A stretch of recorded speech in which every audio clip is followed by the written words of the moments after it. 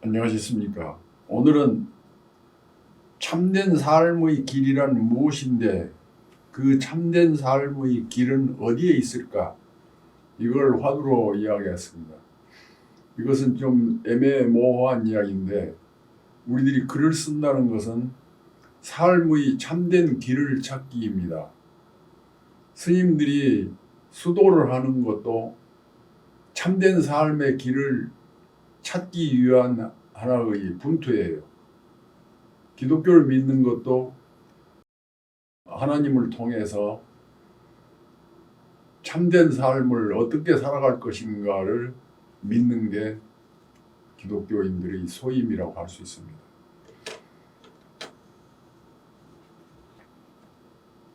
고려 때 이야기된 시 한 편을 먼저 소개하겠습니다.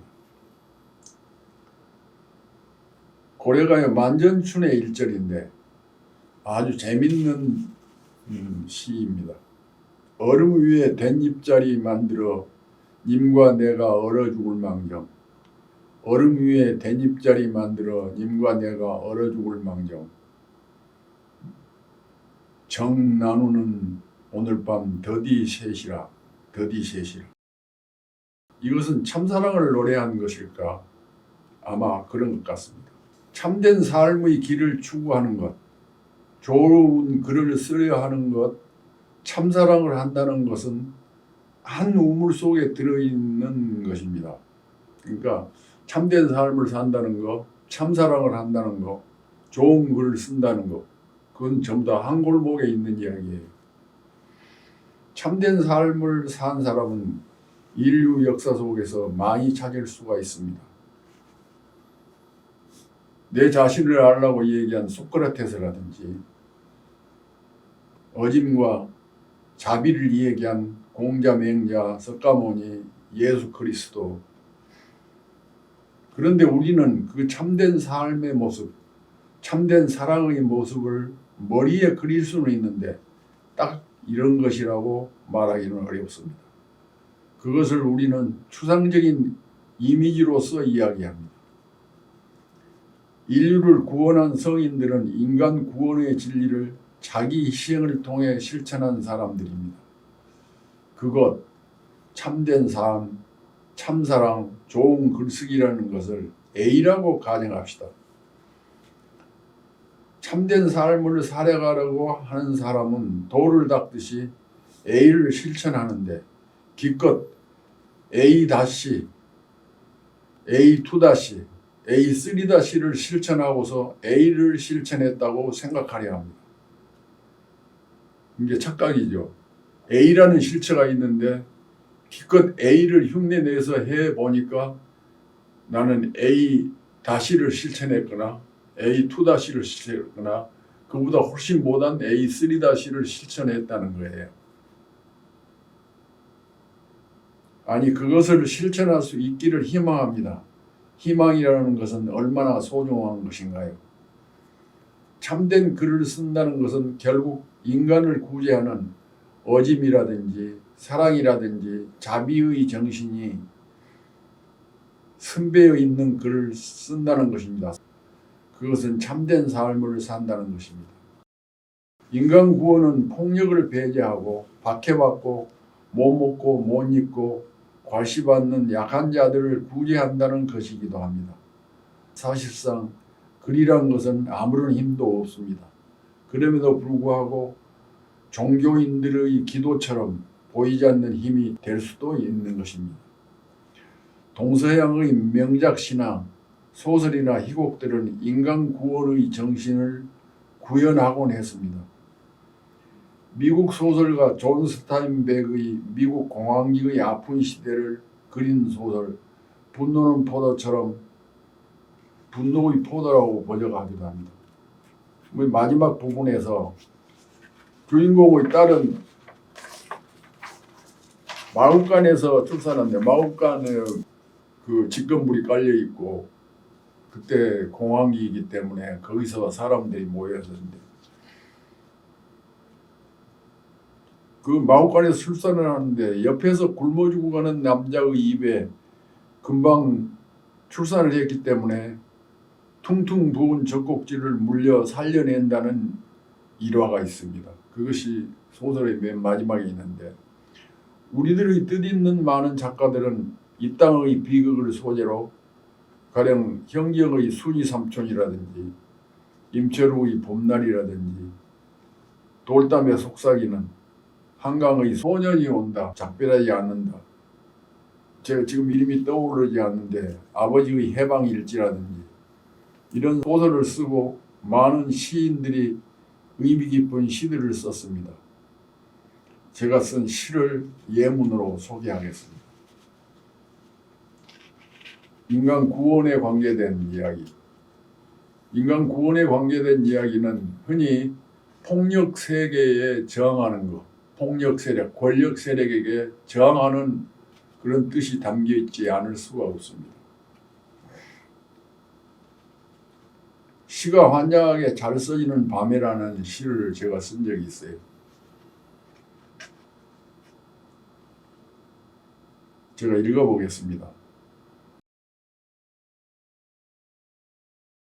식은땀 흐르는 몸살과 무기력과 현기증을 동반한 부정맥을 심하게 앓는 날, 한밤중의 꿈인 듯 꿈 아닌 듯 어지러운 머리에 떠오르는 시 한 구절.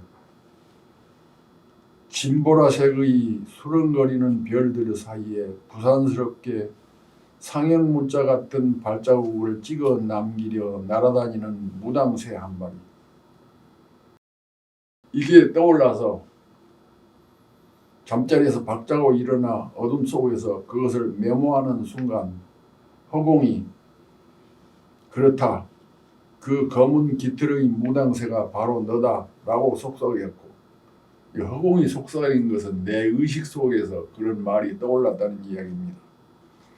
내 영육은 흰 여체 앞에서 고개 쳐든 유혈모기처럼 발기했다가 진저리 치며 지하 계단 아래로 오르가즘처럼 미끄러졌는데, 오래전 한 출판사의 책을 만들어주며 밥을 빌어먹던 후배 시인 박정만은 광주를 피로 물들인 잔혹한 군정 독재자를 신문의 소설에서 빈정거린 한 작가의 책을 내느라고 한두 차례 만났다는 이유로 그 작가와 함께 캄캄한 지하실로 끌려가 배우를 캐내려는 고문을 당하고 나온 다음부터 감당할 수 없는 환청 환각에 시달리며 날마다 밤마다 소주만 마시며 살아간다고 소문이 났었는데, 어느 곡두 새벽에 나에게 전화로 형님, 저 오늘 밤까지 시 360편을 썼는데요.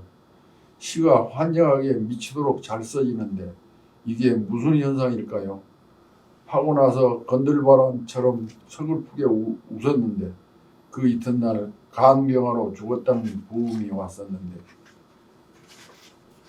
지금 식은땀 흐르는 몸살 속에서 나는 진저리 치게 하는 시가 줄줄 써지는 나의 이것은 무슨 현상일까? 여기까지가 시가 환장하게 잘 써지는 밤에라는 시입니다. 여러분들은 어떻게 읽었어요? 이것은 실제 실화를 제가 후배들이 경험한 그걸 실화로 얘기했는데, 제가 서울에 살 때 한수산이라는 작가가 있었어요.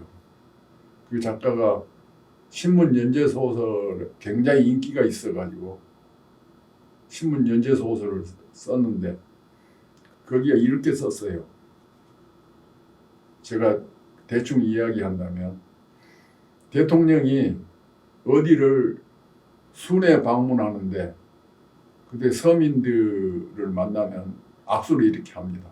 그런데 그것을 작가가 뭐라고 빈정을 했냐면, 그냥 잡히는 대로 악수를 하지만 악수를 한 사람은 깜짝 놀라게 되지만 그 악수를 한 대통령은 언제 그랬냐는 듯이 모든 걸 잊고 자기 일만 한다.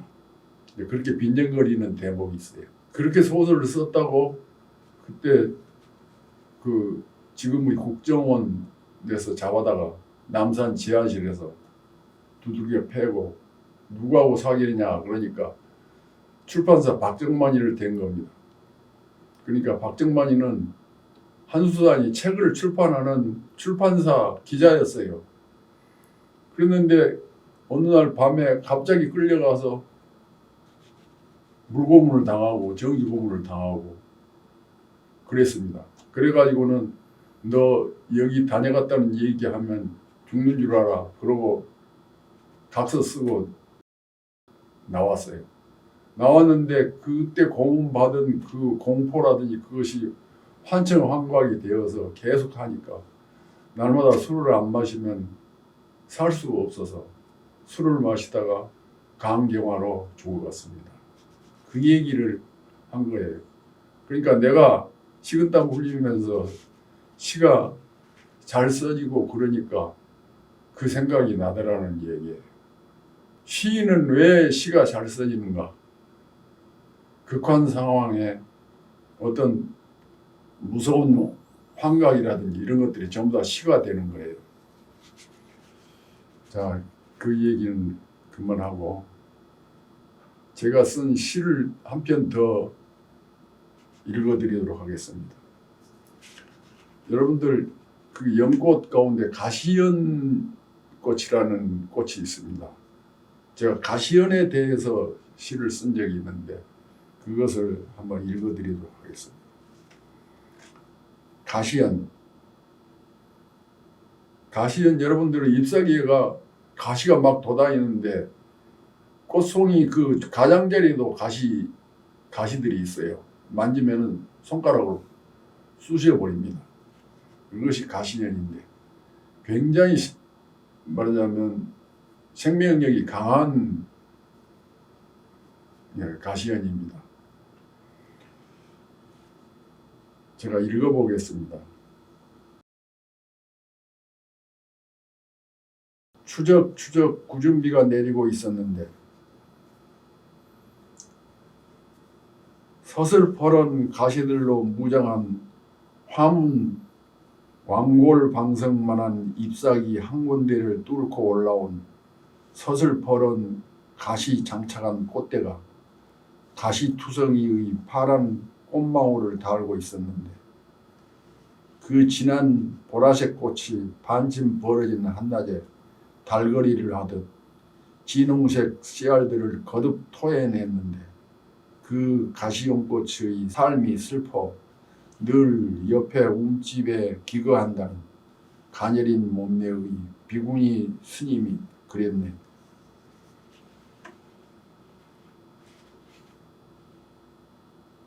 비구니 스님이 한 이야기를 그 다음에 시로 쓴 겁니다. 바야흐로 초경이 시작된 12살 소녀가 아버지 돌아가신 다음 한 남자하고 정분이 난 어머니가 아기를 낳다가 죽었으므로 어찌할 수 없이 그 의붓아비의 부양을 받으며 살았던 것인데 밤에 잠을 자다가 깨어보면 그녀가 그의 품속에 들어있었는데 그의 가슴, 다리, 어깨, 볼, 목의 살갗에는 검은 털이 부숭부숭 나 있었는데 그는 소녀의 몸을 쓸어 만지다가 이빨에 피치를 하는 늑대가 되곤 했는데 밤마다 속살 찢기는 아픔에 시달리던 소녀는 이 늪에 배 둥둥한 시체로 떠올랐는데 그 자리에서 가시연꽃이 피어났다고 말을 마친 비구니 스님은 쓸쓸하게 웃었네. 추적추적 굵은 비가 내리고 있었는데 이것이 좀 긴 가시연에 대한 시입니다.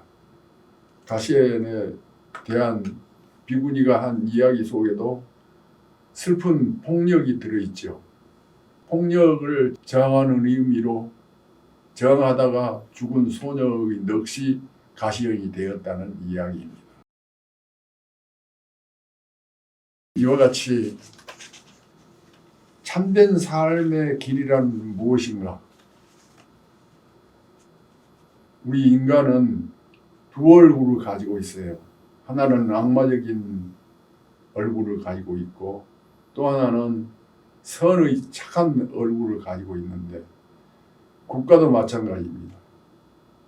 그러니까 권력이라는 것도 무서운 얼굴을 가지고 있으면서 겉으로는 선행을 한다고 하는 그런 복지 정책을 편다고 하는 그런 면을 가지고 있어요.